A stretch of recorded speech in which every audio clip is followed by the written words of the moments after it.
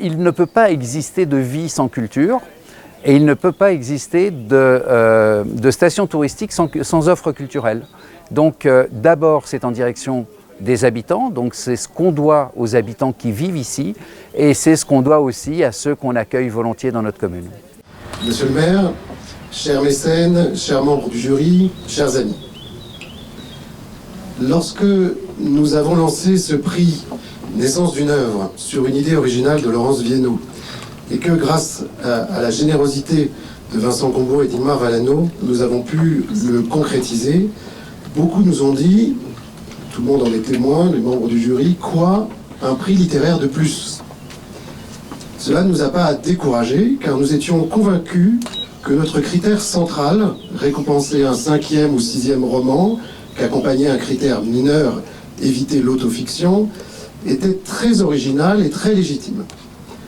Tellement original que les éditeurs vers lesquels nous nous tournions pour leur demander les romans correspondant à ces critères nous regardaient avec de grands yeux ronds et peinaient à nous en fournir.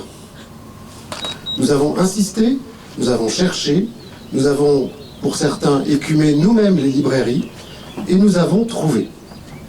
Nous avons trouvé ces écrivains qui, loin des médias, loin de la publicité, loin parfois du milieu parisien, déploient, roman après roman, un univers, un style, bref, une œuvre. Au gré de notre quête, nous avons constitué une sélection dont nous sommes très fiers, parce qu'elle prouve que la littérature française et francophone compte dans ses rangs de ces écrivains qui écrivent par nécessité intérieure et des éditeurs qui savent les accompagner. Je remercie ici notre jury de grands lecteurs opiniâtres, Laurence Viennot, Marie Laubert, Anouk Aubert, Catherine Assette, Frédéric Desmier, Denis Grosdanovic, mais aussi Claudine Ripper qui a si bien organisé notre communication avec l'aide de Pascal Viennot, et bien sûr à nouveau nos deux mécènes, Vincent Gombaud et Inmar Vallano. Au moment de remettre ce premier prix Naissance d'une œuvre ici, je ressens de l'émotion et de la fierté, mais aussi beaucoup de gratitude.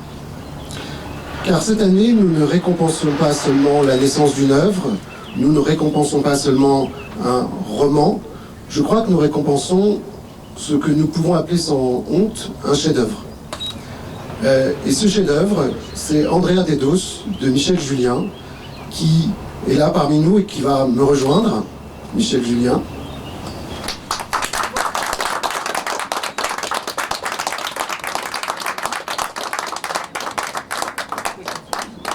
Cher Michel Julien, nous pensions récompenser un 6e roman, La naissance d'une œuvre.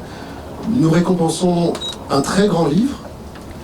Et je dois dire que je suis très content parce qu'on récompense en plus un très grand écrivain. Il y a des écrivains qui écrivent de grands livres, mais qui ne sont pas forcément des grands écrivains. Nous, on a les deux cette année.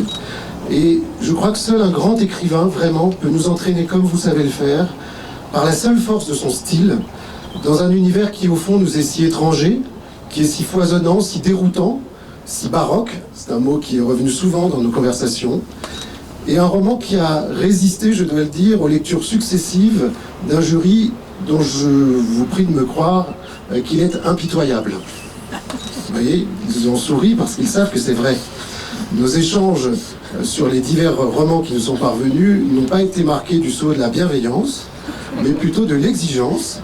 Et je dois dire que la lecture de votre livre nous a tous mis d'accord sur le fait que nous étions en présence de la littérature française à son meilleur. C'est donc pour moi un grand bonheur littéraire, mais aussi personnel, que de vous désigner, au nom du jury ici présent, premier lauréat du prix Naissance d'une œuvre. Bravo et merci. Merci encore. Je veux d'abord évoquer le décor dans lequel nous nous trouvons et où se sont déroulées pour moi des grandes pages déjà anciennes. Je n'y étais pas revenu depuis 12 ans.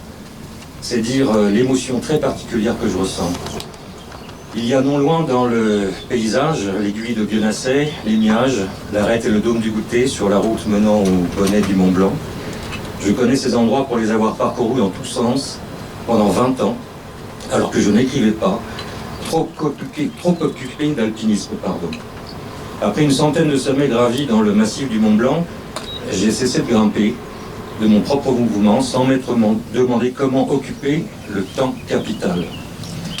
J'ai pensé un temps apprendre le latin, mais non. L'alpinisme s'est librement coulé dans l'écriture, une autre montagne, et ça je ne le savais pas. 20 ans de montagne donc, 12 ans d'écriture qui se soldent par une distinction insigne. La remise d'un prix pour la parution d'Andrea Dodo. Le nom de ce prix m'interloque, naissance d'une œuvre. Je l'ai dit, ce prix m'apparaît comme un véritable prisme. À la fois il récompense un 5e ou un 6e roman, ce qui suppose un avant, mais il recèle encore le mot de naissance, c'est-à-dire qu'à son fondement, il implique la notion de continuation, de suite, de prolongement. C'est pour un écrivain le plus bel hommage, mêlé à la plus haute marque de confiance, qu'un prix soit décerné à son œuvre passée, autant qu'il récompense son devenir. Dit autrement, ce prix est à la croisée des chemins d'une œuvre, il en appelle à la confiance, aux convictions que certains vous prêtent.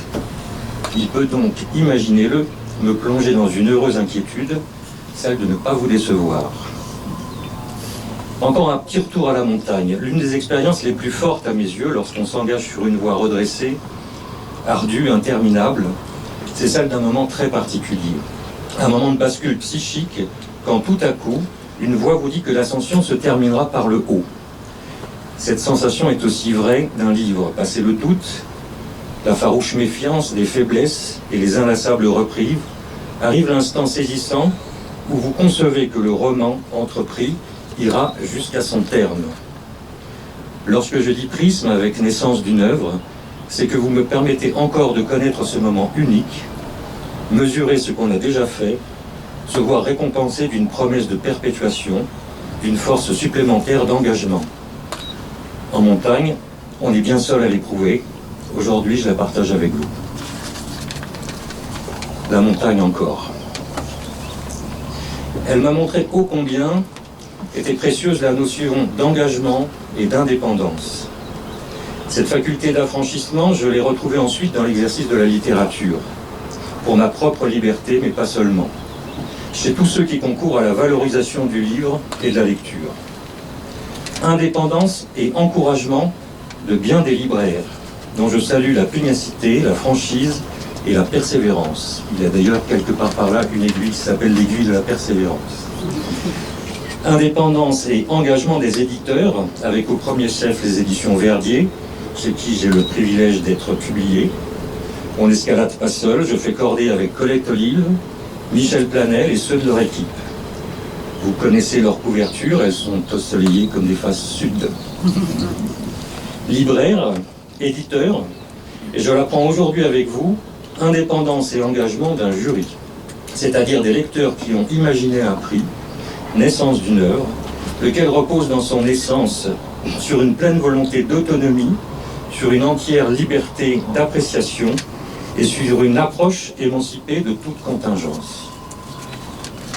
C'est pourquoi je tiens à remercier, au-delà de toute bienséance, Vincent Gombaud et Ingmar Vallano, co-mécènes de ce prix, mais encore, par ordre alphabétique, Anouk Aubert, Frédéric Dexmier, Sylvain Faure, Denis Grosdanovic, Marie Liobert, Catherine Asset, et puisque l'ordre alphabétique a le bon génie de la placer en exergue, ma gratitude va encore à Laurence Viennot, qui au fondement des rencontres auteurs et liseurs, qui n'a de cesse de faire partager son attachement aux lettres, et pour qui j'éprouve une particulière affection. On le sait. Une toute dernière chose. Mon vœu le plus cher pour ce prix, et en le faisant je pose ma main sur la corde, c'est qu'il se prolonge lui aussi dans le temps, qu'il s'ancre. Naissance d'un prix. Mais alors mettez-vous à ma place. J'aurais été le premier lauréat, et pour toujours. Cette place est inestimable. Je vous remercie. Écoutez, on est à Saint-Nicolas, c'est le petit endroit très privilégié et un peu caché de la commune de Saint-Gervais. Moi, je suis très, très fier et très heureux de cette initiative. La création d'un prix littéraire à Saint-Gervais complète bien l'offre culturelle de la commune en direction de ses habitants et en direction aussi de tous les autres qu'on peut accueillir, les résidences secondaires ou les touristes. Donc c'est une très belle initiative et je remercie Vincent Gombaud et toute l'équipe qui a créé ce prix, qui a sélectionné les œuvres et puis qui a délivré ce prix aujourd'hui. On est dans une commune qui sait diversifier ses offres et ses activités, et c'est effectivement à côté de l'art contemporain, à côté de l'art baroque, à côté des festivals de théâtre dans les alpages ou d'humour dans les salles, eh bien on a aujourd'hui une offre supplémentaire et c'est magnifique parce que Saint-Gervais et Saint-Nicolas deviennent un lieu de rendez-vous pour différents arts, différentes activités, et c'est tout ce que peut souhaiter un maire parce que c'est l'accomplissement d'un travail de fond.